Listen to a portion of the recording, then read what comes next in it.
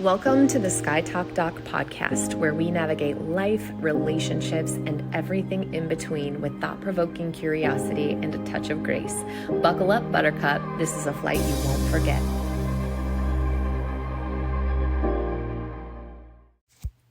Before we get into today's podcast and our amazing guest, I just want to tell you, you're not broken. You're just wired for survival in a world that doesn't always feel safe. Maybe you keep people at a distance because deep down you don't feel very lovable, or maybe you overachieve because a part of you believes you're not enough. But that's not weakness. It's your brain doing its best to protect an old wound. But here's the thing. What protected you then might be sabotaging you now. If you're tired of the same arguments, same spirals, or feeling unseen in your relationships, take the 7 Primal Wounds quiz at 7primalwounds.com to find out what your wound is and stop the same crappy patterns, chaos, and relationship conflict today. Good morning, Jarrod. Welcome to the Sky Talk Doc podcast. We're going to talk, I think, Fibonacci sequence and some light frequency stuff. I'm actually super excited to talk about this because I've done a tremendous amount of research on light and frequency, and even biblically speaking, and how the Hebrew term light is actually used in scripture. So I'm super excited to talk about this. Could you share with the listeners who you are and how you found your way to the world of light frequency? Sure. I'm president of a company called the Light System.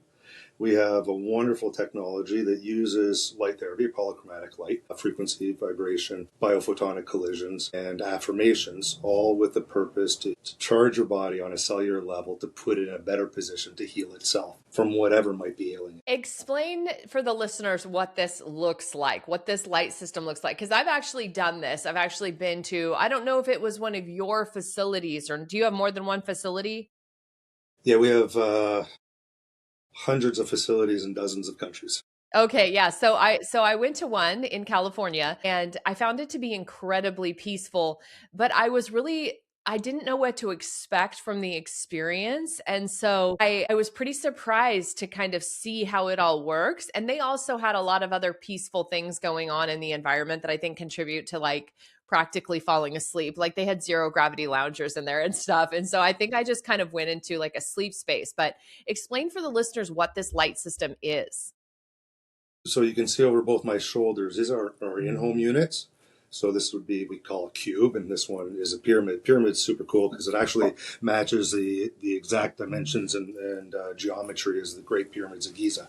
There's a lot of power in that shape. So it was important to us to get that right. But this is what our in-home units look like. They're very, very similar to the clinical setting units or the commercial units that you were exposed to. They work very similarly. And really, as I said, you've got scrolling colors or polychromatic therapy.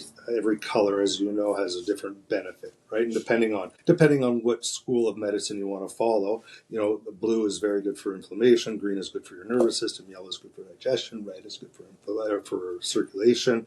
So we can use all these different colors to help the body in certain ways. The colors are part of it.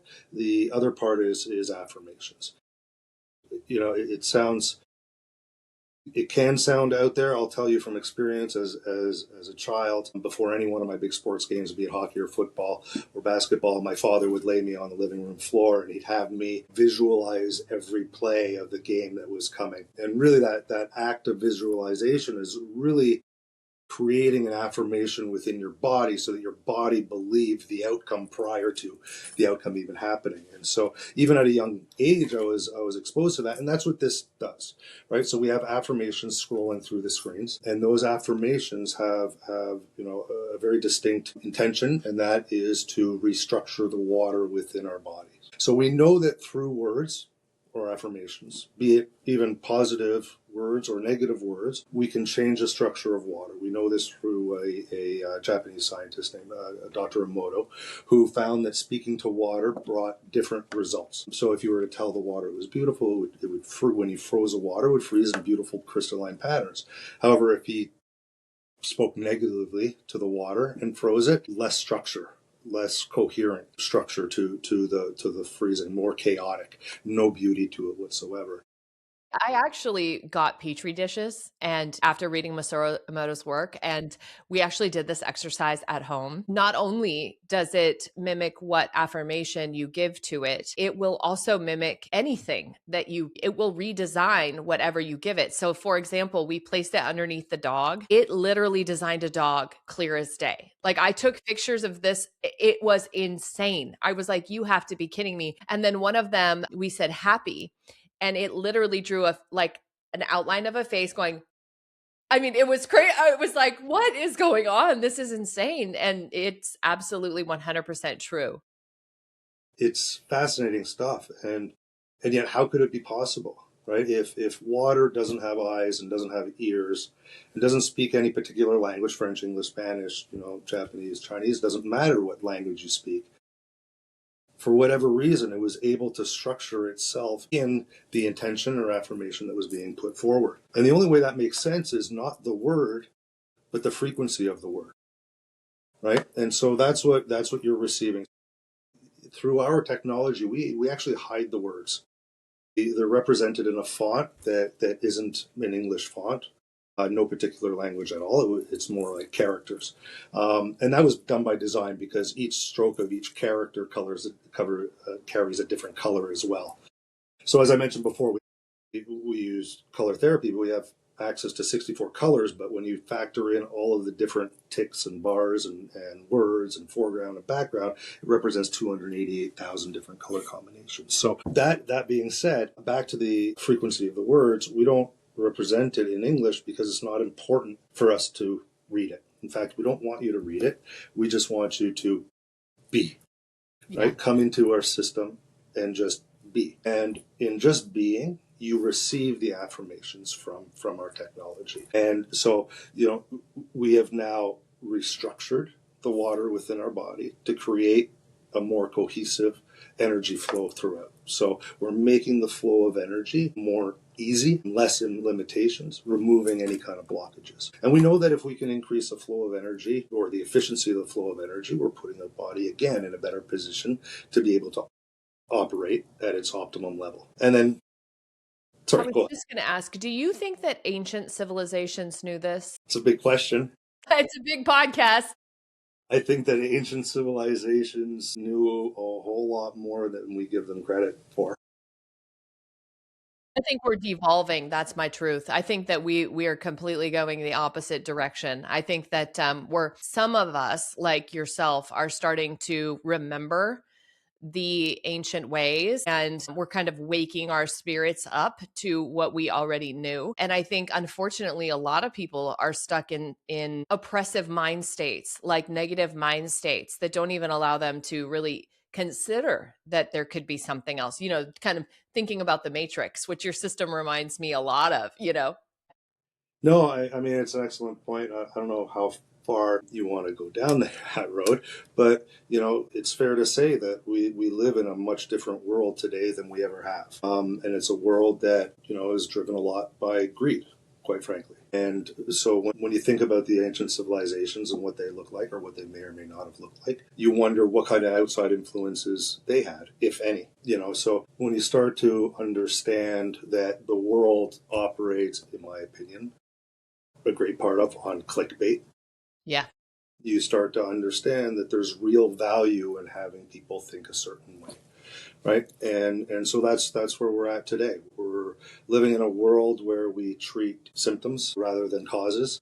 And there's some really cool stuff coming out, like our technology. There are others as well, but our technology really looks at the root cause, and that being the flow of energy throughout your body, ensuring those blockages are removed as much as possible, and helping your body do what it already knows how to do, and that is heal itself. And so the third and final point, part of our technology is bio-photonic collisions. So these are our in-home units, as I mentioned. Our clinical or commercial units that you've experienced have opposing monitors, and so you sit within the system, and as photons leave one set of monitors and the photons leave the opposing monitors right in the center of the room, which is where you are laying in one of your zero gravity chairs, a bio-photonic collision is created, and it's that collision that creates an energy that energizes energizes us within. So we've now restored the flow of energy in our body and now increased the energy within our body. And so through the color therapy, creating the ease of flow of energy and increasing the flow of energy, we're putting the body in a much better position to deal with whatever might be. To your point earlier, I think that we really have two lines of thought. We have creators and we have consumers. And I'm trying to teach my kiddos to be creators and not consumers, and to just be very mindful of what they do consume. If they are going to consume something, make sure it's something that's leading to the path of creation and not leading to the path of destruction. That's what we've been really focused on. And I think what you're talking about is, in this world, you can be a consumer of your light frequency system and have that open pathways and lead to things that really clear your mind. To your point though, and body, but to your point about being kind of an instant gratification symptom treated society, what can people realistically expect from even just maybe one visit, and what does it really take to purify? Because when I think about what's happening, the warfare that we're living right now in terms of attack on our physical and mental headspace, I think it takes us twice as much, 3, 4 times as much to kind of bring the body back down to baseline. Yeah. And I would actually say elevate it back up to where it needs to be. Right. So I first like part of your that. That's a good reframe. That's a great reframe. I'm stealing it. Elevate the body back. good. So the first part of your question, we just wrapped up a fantastic research study that showed that after just 1 hour exposure to our chair system, which is one of our systems, that the body realized an 80% increase in cellular voltage, which is huge. So that was great for us. It really cemented the fact that research is a wonderful thing, and we've just actually hired an in-house researcher that will come in and be doing work with us on an ongoing basis to understand I don't want to say limitations, but understand exactly what is happening. We know, and I'll speak from experience because I know what the system, what our technology has done for me personally. And we do have 30 years of data as to, the benefits that it provides. To have an in-house scientist working with us is truly, truly remarkable and extremely exciting. Well, empirical research is something that people can hold on to, right? A lot of the systems that we're talking about are kind of ethereal in concept. And we've been kind of taught to think of the body as, oh, you have a cut, okay, put on a band-aid, rather than, oh, you have a cut, what is happening underneath, starting with your blood cell system, white, red, et cetera, that is going to start to work right there. And how could a band-aid potentially even harm that process? Right. So we haven't been taught to think like that. We haven't been taught to think like that. So it's a lot of unlearning. And I think the way that can be done is by presenting new empirical data. 100%. And it's a scary thought. Let's be truthful. Advil and Tylenol, right? They reduce fever. But what if the body doesn't want you to reduce the fever? Right? And you understand that, and I understand that. But, to the average mom who has a toddler at home who's going through, a high fever, it's hard, right? And it's nobody's fault. I mean, it is somebody's fault, but it's certainly not the mother's fault, and it's not your fault. It's not my fault. We've just been conditioned to think a certain way. And the really interesting and the fun part of the times that we're in now is that, yeah, there's a lot of uncertainty and people are questioning more and more and more, which creates some other issues, but it's an exciting time where people are actually now speaking out against the norm and understanding that there's other things out there and that there are other benefits and that what we have been told and taught isn't necessarily true because there are things out there that are contradicting the norm and contradicting, what we've been told. So super exciting stuff. It's for me, it's been a lot of fun working in this field and really seeing this thing grow and this industry grow. Yeah, this podcast has been going 8 years. And in that amount of time, I mean, I've had an astrophysicist, I've had Flat Earth Dave on here, I've had all sorts of crazies. This year's a lot of fun. We've got a lot of guests lined up that are going to be really cool, that are in not only the health and wellness space, but are actually just doing really neat things in life, like taking a different approach to the world. And it's just exciting things. I'm fascinated by the biophoton process. And I read a book called Biocentrism, and it was a lot. It took me a long time. I read it like a book a day, and it took me like a week to read this book. I had to take it in small doses. And he really talked about how everything around us is on some fundamental level perception. And, how we construct the world around us is happening in that kind of 3D phase, 4D phase, 5D phase. And it's really fascinating stuff. It gets a little bit, I start to feel kind of not very bright, because my head just kind of goes, I can't, there's no more processing. I can't get around it. So I'm curious about this part of it. And if you can, for the lay people who maybe want to understand this better. Yeah, and so to your point, people love to overcomplicate things. I mean, it goes back to what I said at the very start of this conversation, right? If you see it, if you believe it, it will become. That's all it is, right? It's, if we want to call this a construct of our imagination, fine. How did that become? Well, we saw it, we believe it, and there's a lot of power to that, right? And I'm not gonna. You mentioned the Matrix earlier. I'm not going to go down that road. But listen, there's a lot of power in understanding that if I walk out of this room saying I'm going to have a terrible day, I'm going to have a terrible day, I'm going to have a terrible day, or I'm going to get in a fight with my loved one, I just feel that my wife is going to yell and scream at me. I know she is. Of course she is, because I'm putting that energy out there. I'm putting that frequency out there, and it's not her. She didn't create the fight. Right? That's me. That's my energy. That's my frequency. That's my vibration. Those are the tones in my words that I have inadvertently created in believing that fight was going to happen. Right? And so the power of visualization, the power of affirmations, the power of intentions, it's all very, very, very real. Whether it is a construct in the true term of the word, meaning of the word, I don't know. But I can tell you in all certainty that how we behave creates the roadmap for the rest of our day, month, year, future.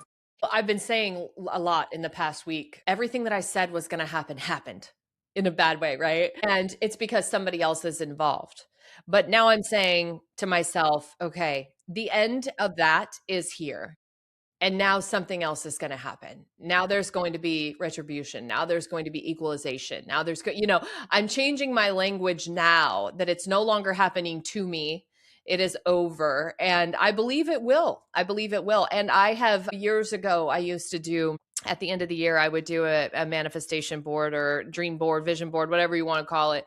And I was fascinated. I could almost picture for picture, whatever I put on that vision board by the end of the year, could literally show you a photo of almost identically it happening. I do believe the power of visualization. I don't know how it works other than, to your very basic point, sitting here, I'm creating this now. So why wouldn't I be able to create anything tomorrow? Right? Yeah, that's wild. I mean, it really is. And there was a part in the book where it said, I was in Tennessee when I was reading it. My partner was going to A&P school, and I was in the hotel, and it said, does the microwave exist if you leave the room?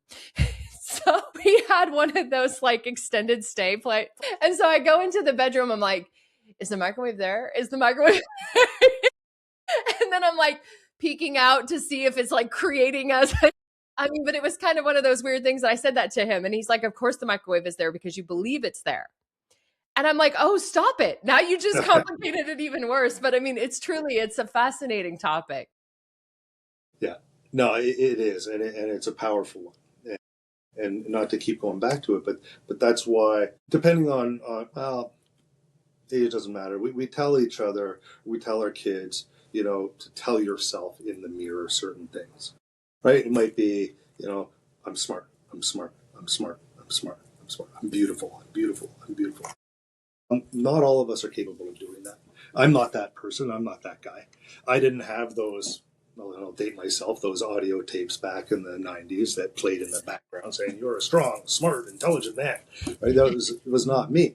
But you know what I do have now? The affirmations scrolling through my technology that does it for me, because I'm not that person that does it. Mm. And just to give you a real brief story, I back in March of 2024, I had leading up to that, I had excruciating back pain. I played, beer league baseball with the local guys. I live in a small town of 9,000 people. And so all the old men would go out on Monday nights and play baseball and stuff like that. And the kids would be out there watching us. And I started falling. And I've been an athletic person my entire life, but for whatever reason, now my head was moving faster than my legs. And the kids were laughing. They would think I'd be out in the outfield going to catch a ball, and I would fall. I would fall before I get to first base. And so it really started to worry me, and even started to lose a little bit of continence from time to time. So my wife said, that's enough. You got to go to the hospital. And so I did. They did an emergency MRI and said, Jarrod, you're not leaving. You need to have spinal surgery now or risk being in a wheelchair for the rest of your life. Oh my God. My spinal cord, and listen, emergency spinal surgery is not something anybody really looks forward to, because you don't even have time to make a decision. Process. Yeah. So my spinal cord was so severely compressed that hardly any signal was getting through at the time. And so I was risking it being cut off completely. So within 18 hours, I think I had the surgery. Now I have a scar this on my back.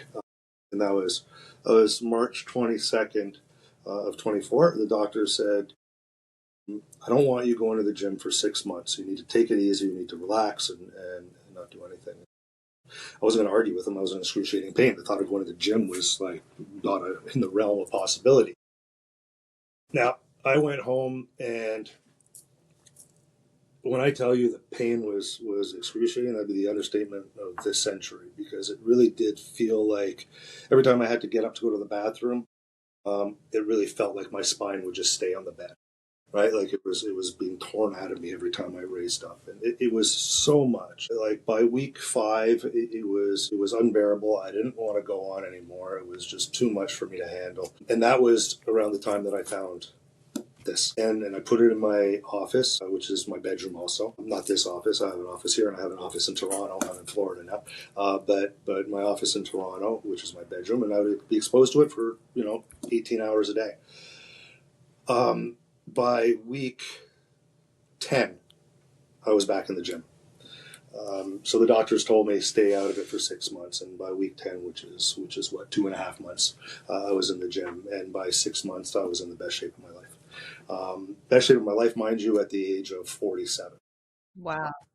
Yeah, and I attribute it all to this. The surgeon couldn't believe the rate of recovery I was going through. My physiotherapist couldn't believe it. I let her believe that it was all her, but I can assure you that she would give me the exercises and I wouldn't even do them. It's this, and it is understanding and believing that you are going to be okay, right? That whatever it is you're going through is temporary. Also, I just don't believe our bodies could be designed as miraculous and sophisticated as they are and not have an ability to heal, regenerate, self-generate. I know that thought no longer works for me. Well, we see it, right? If you get a splinter, it'll push the splinter out. If you cut yourself, the cut will heal. I mean, Yeah. the body does it. You just Yeah. got to think of it as, we're electrical beings, Yeah. right? Right. And we require a charge to get from here to there, just like an electric car requires a charge to get from here to there. Now, picture a car towing a heavy trailer into a headwind. Right, you're going to eat up that electrical charge a lot quicker than if there was just you in the car driving downwind with nothing on the back. We're the same. Think of our bodies, but instead of a trailer and a headwind, think about the junk in the food we eat and the air we breathe and the water we drink. Think about the radiation around us and the EMFs and the Wi-Fi and the Bluetooth, and even just being around people that you don't want to be around. All of that lowers our charge. All of that is sucking the charge out of us.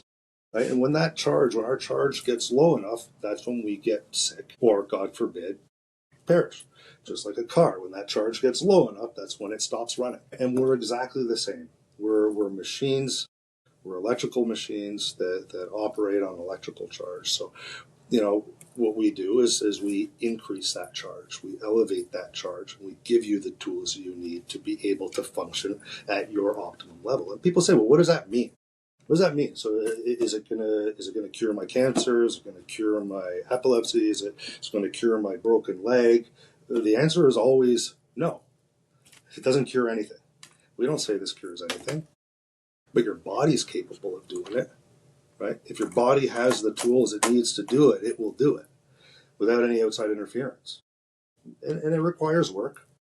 It's not just plug it in and go. You can't keep feeding your body cancerous stuff, right? And think that, your body's going to be able to combat it. And if you're constantly eating sugar, and we know that cancer feeds on sugar, then you're not putting yourself in a better position to heal, are you? So, these are kind of the things that we work with and the tools we have at our disposal. And as I said, I'm a walking billboard for it. I love it. I have numerous stories I could tell about how it's changed my life, and maybe we can talk about that next time. Well, you're definitely talking to me when you're talking lower back pain and things like that. Not that I've experienced anything quite what you're talking about, but I currently have a slap tear from a car accident. I was rear-ended at high speed. And so this morning I got up at 4 a.m. and because I finally caved and went to the doctor. And he's like, oh, we got to do a radiographic corticosteroid injection into the shoulder. And I'm like, yeah, no, it's actually not happening. Thank you though. Loves to you, but no. So anyway, I smiled and waved and left it. But I did take one thing he said. He said is if you don't do something, because you start to favor it, you start to work differently and not use it and all that. He said it will become a frozen shoulder if you don't do something. And so I'm like, okay, exercises for a potential frozen shoulder slap there, all the things. This morning I got up at 4 a.m. and I did a whole routine on the shoulder. And what was wild was I fell totally dead asleep afterwards.